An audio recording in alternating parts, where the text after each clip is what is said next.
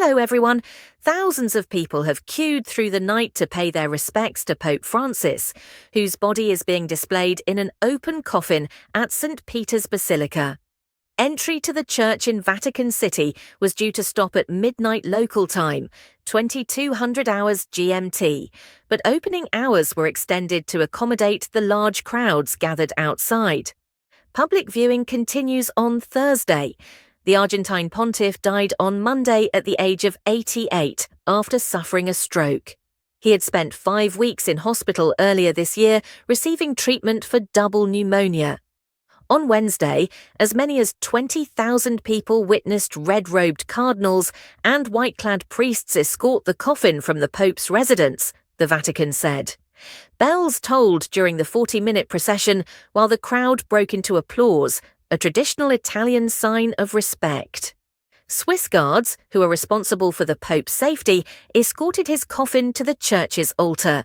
Francis was the first Latin American leader of the Catholic Church and held the role for 12 years. His body will lie in state in the church until Friday evening. Public viewing began at 11 o'clock local time, 10 o'clock BST on Wednesday. Police in the Vatican had told the BBC that St. Peter's Basilica would stay open all night so that a large crowd gathered on the square could file past the coffin. At midnight, when the church was supposed to close for the night, there was still a very long queue of people wanting to pay their respects. Soon after the event began, the queue was already 8 hours long, according to Italian media. By mid-afternoon, tens of thousands of people were lining the square. Luis and Macarena from Mexico had come to Rome for their honeymoon and hoped to see the Pope, who gives a special blessing to newlyweds. Luis told the BBC seeing the Pope's final resting place would allow them to feel a connection. "Pope Francis is a saint, and he will bless us from heaven," Luis said. Mary Ellen, an American who lives in Italy, said she had come to the Vatican on an overnight train to say goodbye. "I love Papa Francesco," she said, "because he's humble, kind, he loves immigrants.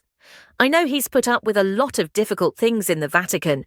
He's fought against power and the power of the Vatican to be a true Christian, true Catholic." She said when she passes the coffin, she will be praying and will ask Pope Francis for help with her own work with immigrants. Inside St. Peter's, under the watchful marble eye of popes and saints, a steady stream of people made their way to the Pope's casket to pay their respects. Some kneeled while others prayed and crossed themselves before slowly moving on. Many lingered to admire the staggering beauty of the basilica. The atmosphere was quiet and solemn, despite the thousands of people present. 2 women who waited for 5 hours to see the Pope said they had arrived at the basilica's queue at 9 o'clock. One told the BBC it was important to her to say goodbye to the pontiff. "All these years I followed all he did, and it's as if I travelled all over the world with him, even if I was just at home. He liked going everywhere and prioritises the poor," she said. Asked what was it like to see him in his coffin, she replied, "It's just like the man we used to see on TV." Frederick, who is from Ghana but travelled from Poland, said the Pope had done his best and it is left to us to continue the good works. Eva Asensio, a Mexican on holiday in Italy, said she felt an affinity for the Argentine Pope. "We saw him as a good Pope, someone who supported everyone, no matter your sexual orientation, no matter where you came from. He united us," she said with tears in her eyes. Margot, who is French and lives in Rome, said it was powerful to live this. To her, Pope Francis meant hope, and his more progressive social views were very important, she said. "I hope the next Pope will follow his path," she said. Dignitaries from all over the world, including UK Prime Minister Sir Keir Starmer and Prince William, will attend the funeral on Saturday. Pope Francis left clear instructions that he wanted a smaller ceremony in keeping with his simpler tastes as pontiff. He had arranged for a benefactor to pay for it all.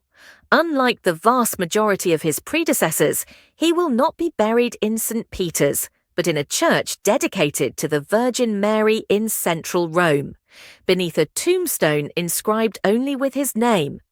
Before being moved to St. Peter's, Pope Francis had been lying in an open coffin in the chapel of his home, flanked by Swiss guards and cardinals in prayer. His last public appearance was on Easter Sunday, during which he delivered brief remarks to the masses gathered in St. Peter's Square from a wheelchair. He then greeted worshippers and blessed babies as he was driven in a car through the crowds. Thanks for watching.